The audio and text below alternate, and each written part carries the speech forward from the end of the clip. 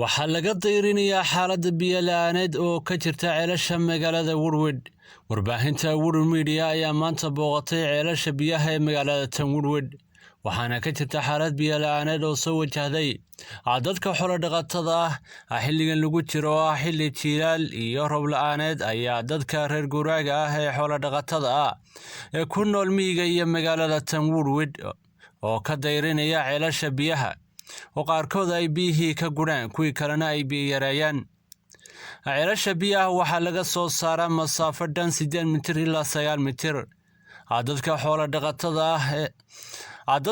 dhaqatada ah ayaa ka soo arooriya masaafo u jirta ceelasha ilaa 3 saacadood in ka badan. dhanka kale waxaa jira isku day tiraba 2 jeer oo laga qoday magaalada Woodward ribiyood, kaasoo lagu guuldaraystay. waxaa jira isku day ay hadda wadaan bulshada deegaanku inay mar kale ribiyood ay ka dhisaan magaalada Woodward.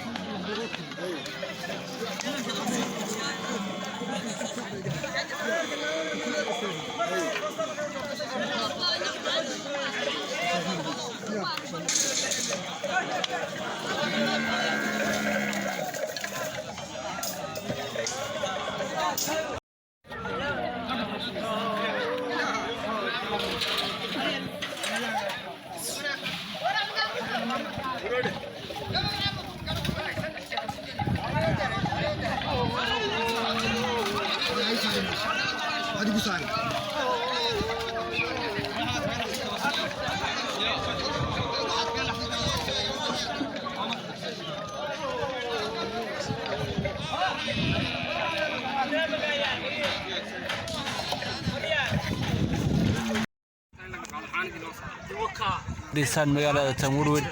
الرحمن محمد سليمان عبد الرحمن برشاوي، Woodward Media.